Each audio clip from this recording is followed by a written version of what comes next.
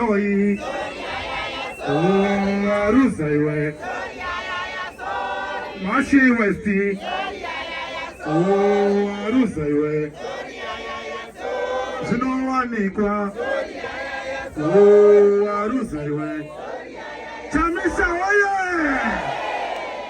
Chamisa oye! Obinarem komana? Obinarem komana? Kana usiri pano haiwa. Wapu wasa tungamira tondoza. Ye tondoza ngana ikuku. Toda kuti ufumi wewe munu we. Toda kuti mabasa we munu we. Toda kuti mariye munu we. Toda kuti ifure munu we. Land for everyone. Chinonzi independence chiko kwatiri. Rusununguko. Ndauya nhasi nedindingira reindependence nokutiri muChinhoyi. Kwakatanga vakomana vachirwisa kuti tive nerusununguko munyika muno. Chinonzi independence munyika muno inyaya yokuti kana tichienda kusarudzo hatifani kuti tive nematambudziko ekuita gakava. Makaona by-elections atakaita last year hatisi takakonzera ndimunangako nenyaya yekuti haziye zvinhu zvinonzi nyika. Wakanga anditorera bhachi dzvuku randakasirwa natsvangirai ndobva ari pamunhu waida zvinoyewa akapawe wabhuroka manje achazitotangira pa Mwari makanaka ini. Ndobva ndazovanditorera bhachi iroro kukava jerye uriyambutsa ndakuenda kunopfeka nyuwani reyelo egoridhe rakatendeka panonaka. Kana wochinja unochinja zita, kana wopinda muzvitsva unosiya zvitsaru. Ona iwe, ona chigunwe icho uripo ere pachigunwe wako. Takaona kuti mbama yanga isina simba yakatadza kuparadza chibhakira. Asi Dhavhidhi wapuwa dombo idzva wanangana nemusoro waGoriathi. Isi hatisi kutora dombo tine chigunwe chiri kunorova chibhakira, chigunwe chiri kunorova nhamo, chigunwe chiri kunorova nzara, chigunwe chiri kunorova kushaya mabasa, chigunwe chiri kunorova kushaya urombo hwazara munyika muno. Muripo ere pachigunwe apo? Wapinda here mukomana? Wapinda here mukomana? Pano ndanzwa kuti network yakabata kuti te. Vakaterera zvokurevesa. Ndava inonzi Chinhoyi. My favorite, national and best. Well done.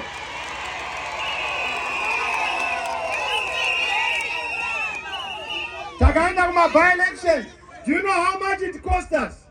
28 million in our by-elections. Why? Because uruda kuteera kuti ndoda kuparadza Chamisa. Izvo ndoda kumutenda Munangagwa. Dai asina kundibvisira vandandinavo. Dai tisina kusimba semasimbiro ataita. Thank you Munangagwa for making us strong. Manje avatopedzerana. Hakuna kuzokera kumashure. Chinonzi independence kubvuma kuti munyika vanhu havafanani. Zvigunwe zvangu izvi hazvina kufanana. Nezvako hazvina kufanana. Mwari akatisika takasiyana. Denga robva rarichengawo semanhanga hapana risina mhodzi. Denga ndobva rati hapana risingaite nhopi pamashamba. Hakuna munhu asina chaanoreva. Ndobva tati haiwa wakadzingireiko Jonathan Moyo. Handiwirirani naye asi ane kodzero dzokudzoka munyika. Strive Masiyiwa adzoke munyika. Sevia Kasukwera adzoke munyika. Chihuri adzoke munyika. Chero vachinzi havanei vane zvavanozivawo. Kuvaka nyika hubatsirana. Kutiringa denga hubatsirana. Chanza chimwe hachitsanyinda. Ona tiri zuru zvimwe chete. Topanana majuru. Zvikomo zvinopanana mhute. Tovaka nyika yoenda mberi. Hapana anonzi hana dzaanobatsira.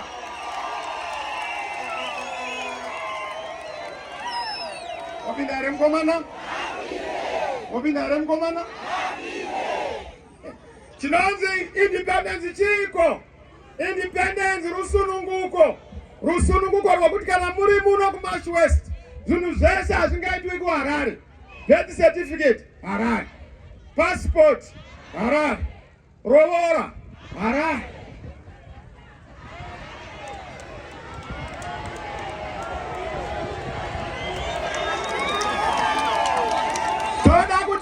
Devolution kuitira kuti masimba nemaservices ave ari munzvimbo dzakasiyana. Muno muisusu muhurumende yedu governance must change. Chinhoyi must be known as a capital with administrative facilities zese, so that people don't go to Harare. We must de-Hararize governance. We must make sure that we decentralize and devolve authority and resources. Devolution is key to development and key to democracy. Muno mchaona toda kusumudza reita a proper city. Muno teta kuya kuguta the city of Chinhoyi. Rine mvura kwete kuti city rakadai rinoshaya mvura pane vanhu vakasvinura. We need water for Chinhoyi. We need an infrastructure support for Chinhoyi. Toda kuti Chinhoyi vanakati vana vawane ma-accommodation residence yakakwana. Kwete kuti vana vari kutorwa nemablesa nokuti nyika hurumende yaramba kuita blesa. Hurumende ndiwe blesa kwete kusiya vana vachikuwadzwa. We need the dignity of our institutions of Ireland. Hospital iyo ipo, hamuna chipatara, hamuna mshonga. Kungoenda ikoko kunotorwara iko chipatara chiri kurwara choda kutorapwa icho chipatara.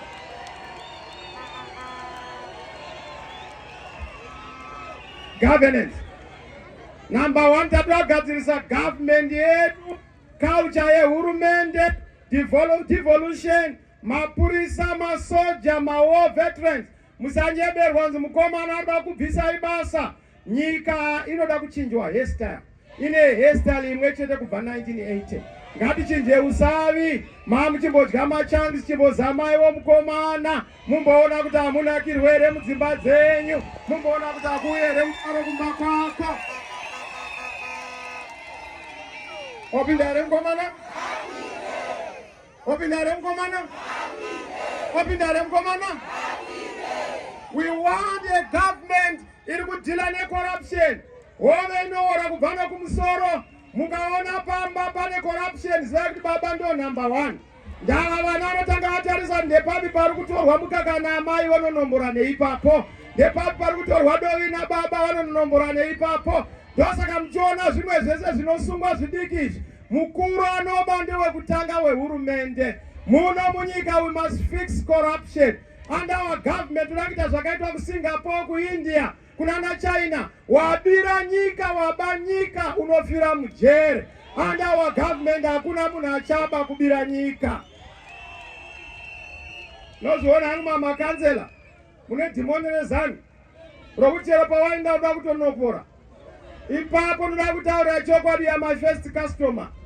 Vamwe ndakatarisa makandidate ekuchikurubi.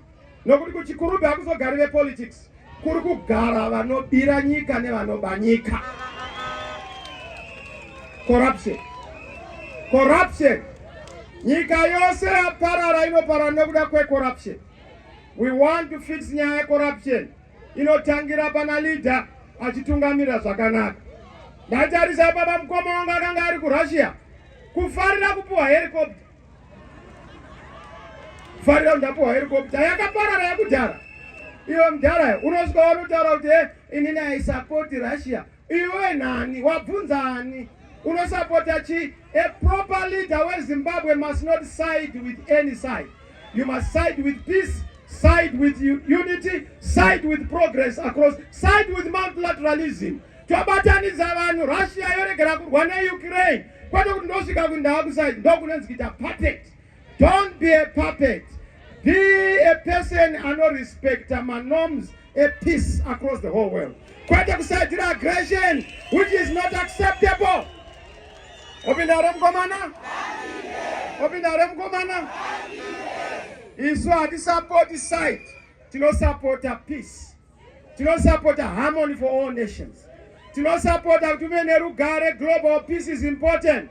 Haisupporti nokunojoina maside, nokuti ukajoina side hauna kujoina mafacts and the truth. Wajoina subjectivity. Let's be objective. Ipapo tinokonana nemukoma wangu. Ndo chimwe chinhu chatinogadzira kuti patinopinda chinhu chamuchaona chichagadzirwa, hurumende haichakuri kungokura. 15 ministers. Tapedza a lean and mean government. And the government yo ngaise zunhu. Kwete kuti tina minister of finance nyika haina mari. Tiri kushandisa RTGS nebond. Tiri kushandisa mari yokune dzimwe nyika. Tina minister of education. There's no education. Education yaenda upside down. Payakasiyiwa iri naSmith ndo painongowa. if anything yatoenda. Smith akamuka nhasi muno muChinhoyi harasiki. Ndazo akavaka ndo zvinongovapo.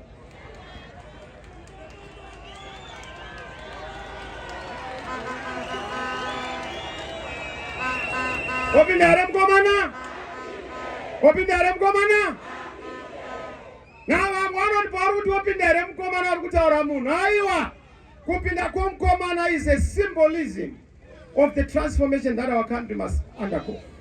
Takataura tikati zvinhu zvishanu zvoda kugadzirwa munyika muno: restoration, transformation, reconstruction, modernization, reconciliation. Kana musati magadzira izvozvo nyika haifambi. We want to restore your dignity as a citizen. Uzive as a citizen you have a bundle of privileges and rights. Uzive as a citizen une kodzero. Ari kukutungamira hasi chef muranda. Kwete kuti makadi chef. Minister hasi chef, president hasi chef. President mujiba wepovo. Minister mujiba wepovo. Unotumwa, hautumiwe, hausiwe muridzi. Governance. Nakanza mukoma wangu munangagwa kwani tichingotonga, tichingotonga, uchingohukura. Hauzive basa rako, you don't know the demands of your assignment. Vanhu kana vakange vahukura kureva kuti they are backing at you so that you instruct yourself accordingly. Kwete kuti unotanga kuita quarrel with vanhu vakakutuma kana kuita manyawi pamunhu wakakutuma. Humility is a function of leadership. Ndo zvatoda kudzorera restoration of my values and dignity. Restoration yehurumende inorespecta ma-citizens, a citizen government. Restoration yegovernment inorespecta vanhu. Kwete kuti unoona mutungamiri wenyika anoenda kuRussia, anoenda kuna China, kuforera kunotenga ma-tear gas. Isu hatisi kuzoenda pakiyo kutenga ma-tear gas. Ndava hatidi kukanganisa maziso evanhu. Kana tatadza kuwira nemi tinokumbira ruregerero. Kana takutadzira tokumbira tipewo umwe mukana. Baba havatende kunenhingi nechigunwe. Baba vanofana kuremekedzwa, ndo vana veZimbabwe. Governance. Number 2. Patuda kunogadzira inyaya yeeconomy. Musi wa24, 25 marizadzi anenge abuda ka. Ize tatotanga kugadzira basa. Chinoda kugadzirwa ndechekuti munyika hamuchangoiti njake. Kunoshandiswa RTGS, kunoshandiswa mbudzi, kunoshandiswa huku, kunoshandiswa ikokesha. Munogona kuzoshandisa asi kunofana kuva ne-one currency inoshandiswa. Munhu wese ngaabhadharwe mari ye-US dollar.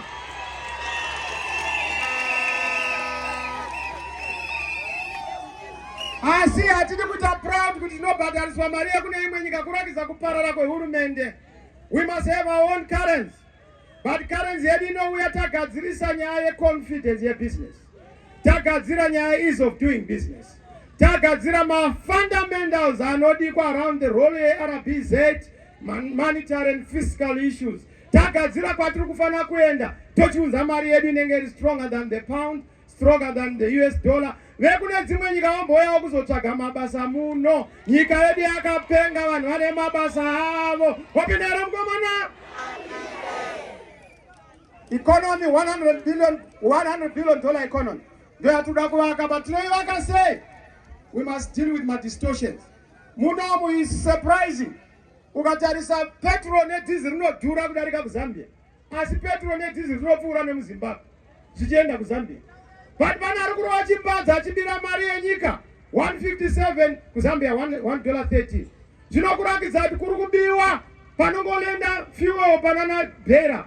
Yawedzerwa dzimwe 50 cents. Iri kuenda muhomwe mani mematsotsi. Izvozvo kana tapinda hurumende isiri tsotsi, 50 cents iye inofana kuuya muhomwe mako ukwanise kuriritira mhuri yako. Zvinhu zvoreruka kumwana weZimbabwe. Zvinhu zvoreruka kumwana wemuChinhoyi. Wapinda here mukomana? Wapinda here mukomana? Zingapedzi nyaya yeeconomy. Toda kugadzira nyaya yeinfrastructure. Ndo hwaro hweeconomy. Handizve?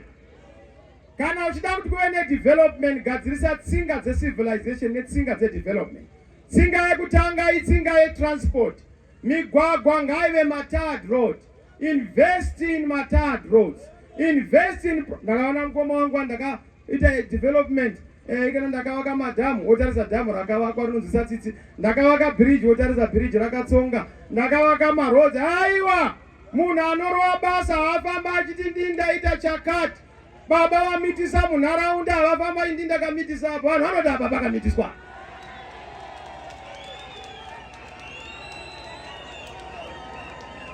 Mufamba uchitudza mabasa akaita nokuti hauna chawakaita. Wakashanda chaiye haatauri mabasa ake anoita sei. Anotaura. So toda kugadzira nyaya infrastructure. Tsinga dzemvura. Apa pari kuita nzvimbo inoshaya mvura gore negore. Mvura inonaya. Unonzwa movha wachimuka kwanaya museya mwamaona here kunaya kwaita gore rino. Apa havasi kuuchika mvura. Ngatigadzirei madhamu. Madhamu anga aripo Smith anga ane 14,000 sites. Let's harness water. Let's harvest water. Kuitira kuti nemvura for our cities and our towns. Asi also tine mvura yemadiridziro. Izvozvo zvinoda hurumende yakarongeka. Inoronga ichiziva kuti we must make Zimbabwe a green belt throughout the year. Tova a bread basket. Quite a basket case that we have become. Zvinoda leadership. Tsinga dzemvura. Tsinga dzecommunication. Onai munyika munomu. We have developed. But izvezvi unoona kuti network chaiyo munhu anokwira muti kuti abate network. Munhu anoenda mugombo kubata network. Toda the internet of things tokurwa ne5G una uchiguguliwa. Kwete kugugula unoguguliwa iwe kuoneka kuti uri papi. Infrastructure. Vani marodzi unoona mapurisa edu ari kuneswa enda munoita road block pakati. In our government is a digital government. Takarowa makamera muroad tokubata kana uchipara mhosva tokozokushedza paunobhadhara license. Mapurisa enda munobata ari kubama ngaru kuni kotekiswa pa road block is antiquated. We want our police officers to do what they have to do. Opindara mkomana. Tsinga dzekuvaka dzimba, vanhu vaine dzimba, kwete kuita zvatiri kuona izvi. Kumaruwa toda kuintroduce inonzi matura. If you look at our rural areas, anonzi kumaruzeva. Do you know why? Because Smith designed it as such. It was a colonial infrastructure and a colonial relic. Yokuti it is reserved for future use or reserved for the labor force. Inofana kuenda kumadhorobha. Toda kuchinja that mindset asaita maruzeva ave matura development so that we go and empower, uplift and modernize our rural areas. Because kune inonzi dead capital inotaurwa naErinanda Disoto. We want dead capital to be turned into real issues. Topa matitle deeds kuvabereki. Kwete kuti kubva 1980 munhu anga agwana naMugabe vanhu vakagara havana kana title deed. Unogona title deed rako ikadhire musangano ndisabhuku. No, in our country we will never subject vanhu vakagara paminda kupolitics kana kuparty. Munhu anofana kupuwa title deed yokuti chero hurumende yakada kuuya kuzokubvisa haina simba rokukubvisa. Munhu wese agara ane title deed paakagara. Opinda here mukomana? Ndauzwa kapanapa neZANU-PF. Mukomana kana akapinda. Mukomana aruda kunobvisa vanhu paminda. Ukaona wakudaro uruzati mukomana ari kupinda. Asi dzangova nharo kuti haudi kuti adi? Asi apa takapinda pagedhi hapana munhu vaMugabe vakatisira customer munhu angagwa.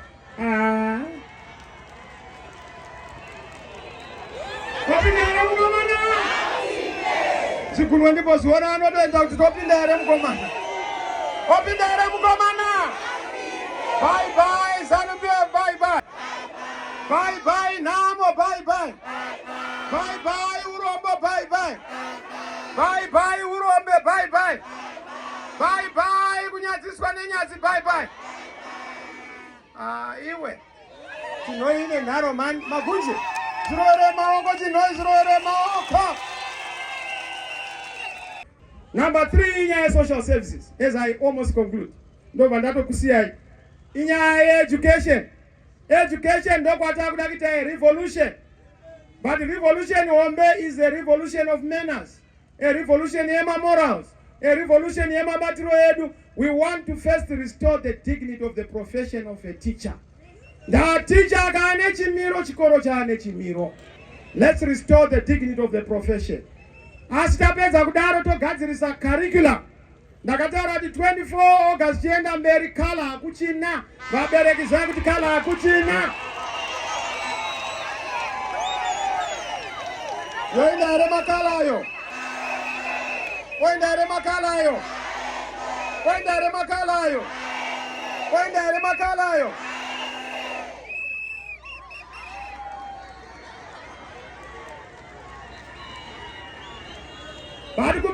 mukomana kupinda kwenyu curriculum inobva kwamuri vabereki, inobva kumaticha, inobva kuma-SDA, inobva also kuma-experts education, so that our education curriculum is international and global in standard. We build a complete student who is competitive. But we are going to have a tilt and an emphasis on entrepreneurship because we want to have more entrepreneurs. Vanamasiwa wakawanda vanoenda kunoita impact the world. Did you know the economy in a dominance in 34 countries out of the 54 in Africa? If we are able to produce such giants, let's have more Masiwas, so that we are able to restore our country. We can do it. You are them entrepreneurs. We want to give you a conducive environment. But no tangira ko education. Curriculum yedu ndo inogadzira izvo. Toenda ku grade 1 kuenda ku primary education. Toda inonzi universal primary education. Hurumende takura vabereki, takura vana, free primary education grade 1 to grade 7. Nyika yedu ichienda mberi. Asika angangoi mahara. Form 1 to form 6 moona oka inini. Kutenga oka ma uniform. Kuona oka kuti mwana aita zvakanaka. Asi mukomana abva apinda kudarada kugadzirirai zvekunzi kubhadhara exam fee hakuchina, zviri kuita chibharo. South Africa hakuna izvo zvisi administrative ngazviitwe nehurumende kana mabhadhara school fees to restore the dignity and integrity of our examination system. Kwete zvokuti ZIMSEC inolika ma results. Toda kudzorera level iri higher than Cambridge, level iri higher than an Oxford, but ari my examination vanhu vachitokopera muno because our standards of education dzasumudzirwa as a country. Munowirirana here nemukomana? Munowirirana here nemukomana? Maprofessor, malecturer, ndine nyaya yakanaka yenyu. Toda kugadzirawo upenyu hwenyu mugare upenyu hwakanaka. Lecturer anofana kuonekwa ane punduso, real salary, so that atite brain drain yatiri kuita kuti vanhu vari kuenda kunana University of Joburg, kunana Wits, kunana Cape Town. We want our lecturers to be here. Kunana Katu ngave neudzamu nokuti kudzidza kunorwadza, kudzidza ngakubhadhara.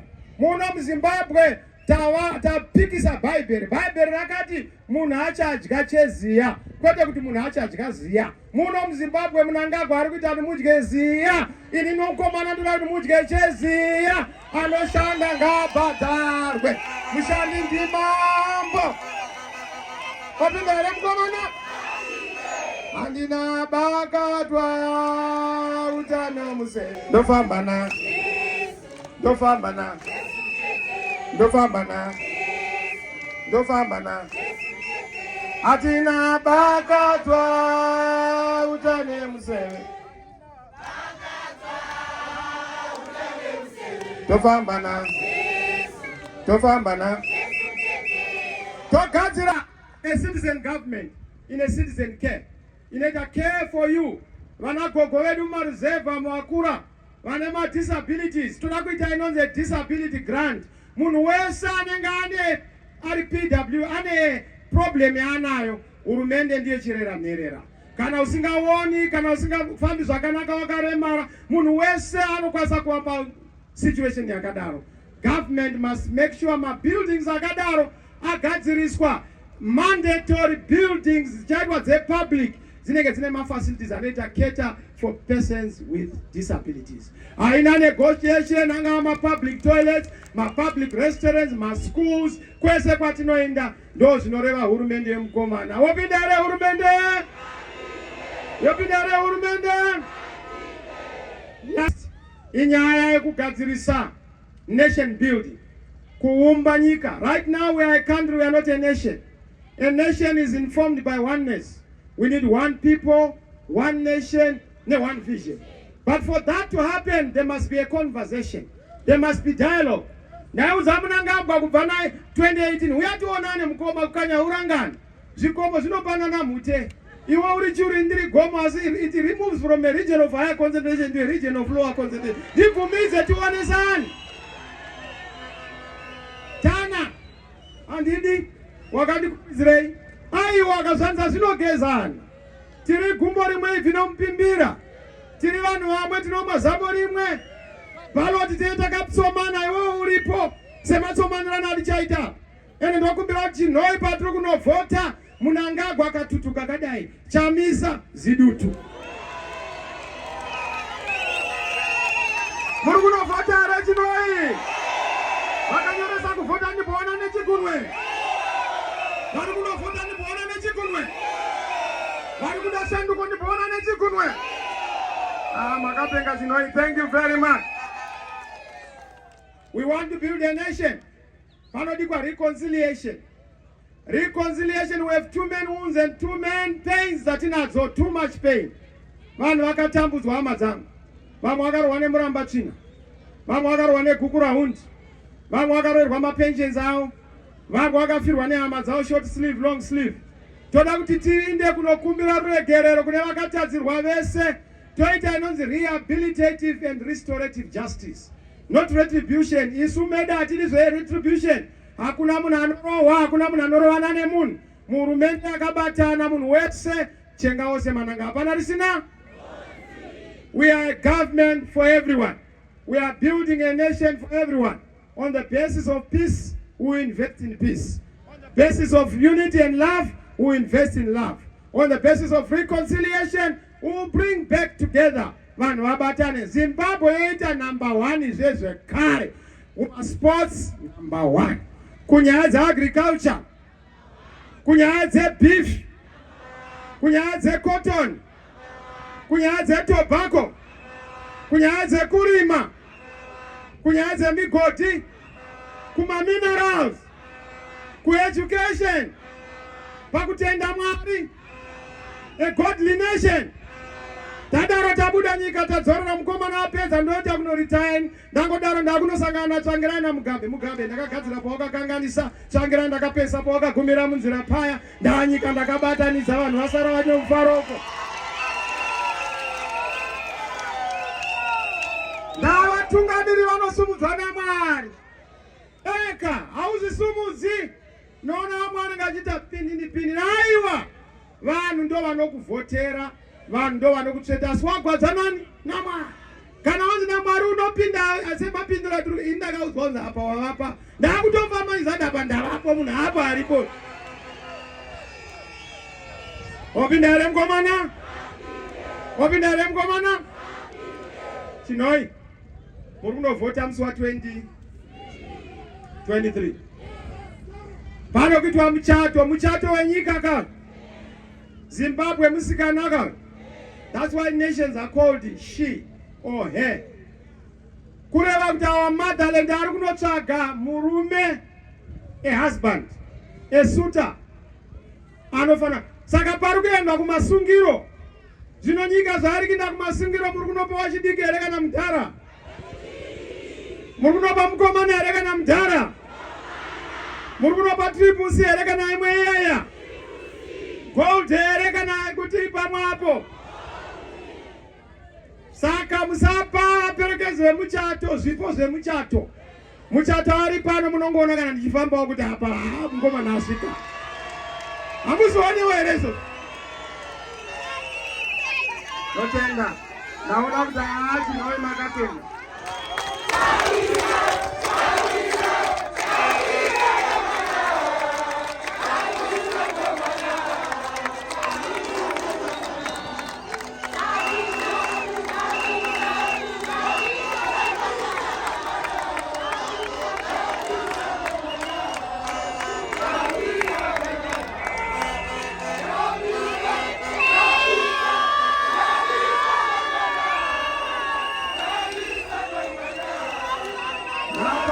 Chinhoyi maita baba kwanzi kapinge mukomana.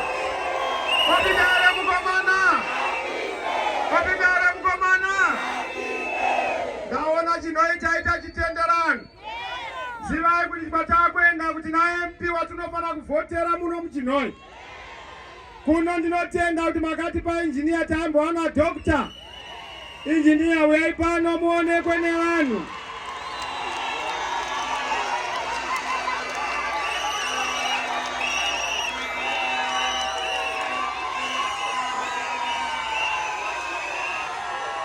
Uyo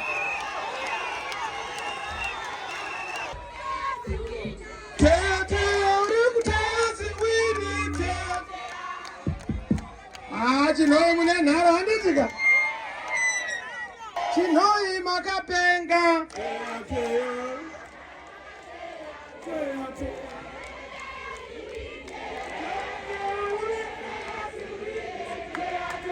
Chinhoyi makapenga. Munogara makapeya. Murikuteya ziwini. Murikuteya ziwini teate. Chinhoyi makapenga. Wona munogara makateya. Murikuteya ziwini. Murikuteya ziwini. Chamisa makapenga. Wona munogara makateya. Murikuteya ziwini. Chamisa penga. Munogara makateya. Murikuteya ziwini. Woyo! Woyo! Wazata Chinhoyi yose. Wazata! Wazata! Wazata! Aniko! Ngapi nake mkomana? Ngapi nake mkomana? Thank you, our president. Tinokutendai tisabonga kakulu. Tese tinomira president wedu wofamba ndozo kudzera zvinotevera ndizvoka.